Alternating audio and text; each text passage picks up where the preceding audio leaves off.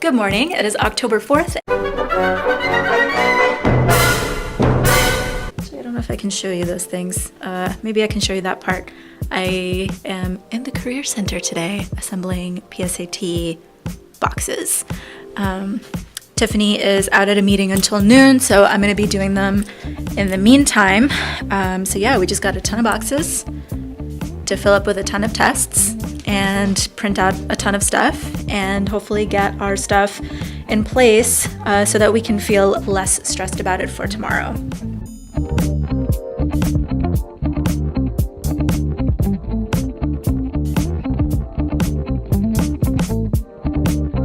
So you might be wondering why I'm doing the PSAT stuff right now. They had a test coordinator last year and that position has not been hired. A lot of us are kind of pulling together to try to organize the PSAT. So it's not just me, as you saw Tiffany yesterday, my other coworker Eric, we're all trying to figure out how to coordinate the PSAT. And what was hard was that the person who did this job before didn't leave us anything about like systems or procedures or even checklists of things. So like all state tests, I guess a PSAT isn't a state test, but if you mess up or if something goes wrong, the tests for the entire class or the entire school might get invalidated, and that would suck, especially if we have students here that might qualify for the National Merit Scholarship. It's an easier transition into doing work that is similar to this because I taught 10th grade. I've proctored this test 4 different times in 4 different systems. I can at least remember things that were helpful for me and things that either were not helpful for me or would have been helpful for me. So I've been using those to kind of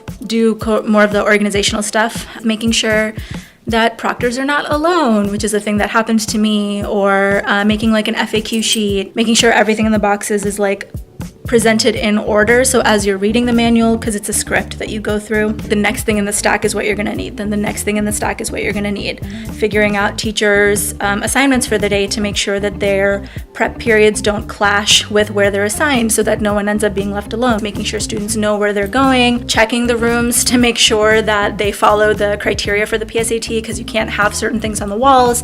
Desks need to be a certain distance apart. Certain kinds of desks are not allowed. Students who might need accommodations, students who might have other disabilities that need special accommodations that might not even be provided by the school. So we need to bring someone in to do that. It's a lot, but we're doing it and making good progress. I have 6 out of 30 boxes almost assembled. And then it's just kind of odds and ends of like making sure there's pencils and tape. The teachers here have been really gracious because we found out that we, needed to do this stuff pretty recently. This is something that needed to have happened during the summer so that people were ready to go right as school started. That didn't happen. So we've been organizing it as quickly as possible, getting information out to teachers as quickly as possible, and they've been really great with kind of rolling with changes and rolling with punches. The other thing that was a challenge to figure out is at previous schools that I've worked at, only the 10th graders tested, so it was fairly easy to find teachers that primarily taught 10th graders and used their classrooms for the test, and everyone else went to the gym, or most people were in the gym, and then if people didn't fit, then we used certain classrooms that were available. But 10th and 11th graders take it here, so there's no way that we can have classes going on as normal, which is what I'm used to from San Francisco. So it was a challenge to figure out what we want to do with the 9th and 12th graders that would be a good use of their time. So Tiffany did a really great job getting outside community members and organizations to come and do presentations that are geared towards 9th graders and geared towards 12th graders. And they're gonna go to like different spots during different days, like a conference style thing. Everyone is going to be getting something out of that day, which is really cool. Anyway, I'm gonna get back to assembling the boxes. Hopefully I can get through all of them today. God, it's 3:30. Actually, we're like almost done. We still haven't figured out how to sort the gym stuff, but that's okay because all the classroom kits are almost completely done. There's just a few papers we need to add to each one. Tomorrow, hopefully I can do my actual job, which is not the test coordinator. I don't mind the logistics end of it just because I feel like that is something I should know, and it just gives me an opportunity to see what it takes to organize something for a whole school that's like a high stakes thing. And it's hard, but it's doable, certainly. I want to be careful though, because I feel like in the past, anytime I've shown like aptitude with doing systems organization things. People just want me to do that and only that, and then I end up like not having enough time to do what I actually want to do.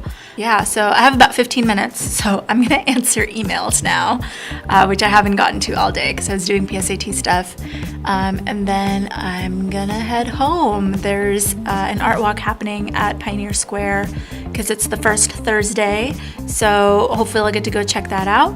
And then Chris is coming to town, so excited to see him too. So something that I've noticed is that on the sidewalk where leaves used to be, there's like a leaf-shaped stain. And I don't like why does that happen? It looks like the leaves are getting like burnt off the sidewalk, even though I know that's not actually what's happening.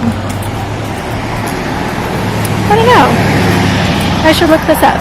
Hey, so I just got home.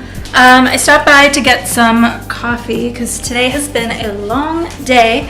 There you can see a kitchen cart being built. Yeah, so I got some coffee from a place called Intrigue Coffee, which is just down the street from where we live. It's really good. I mean, it's technically a chocolate place, but they also serve coffee. Mochas are usually what I get when I get espresso anyway, so it's perfect because now I can get fancy mochas. So I got a lavender mocha. My go-to drink there is a cardamom mocha. We found out about that place because one of our neighbors who lives in just the next building to us, we met her when we were unpacking when we first moved here, and she was walking like this really cute dog, so I had to pet the dog.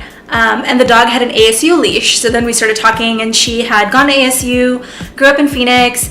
Her younger sister teaches at Agua Fria, so there were just a lot of overlapping connections, which was cool. And she and her husband both are really great and sweet people. And they have a very sweet dog. Oh, Kiki's the cutest dog ever. So they love going there a lot, so they recommended the place to us. But yeah, so sometimes I go there and I get a mocha, and it's really good. And if you're in Seattle, you should go there too.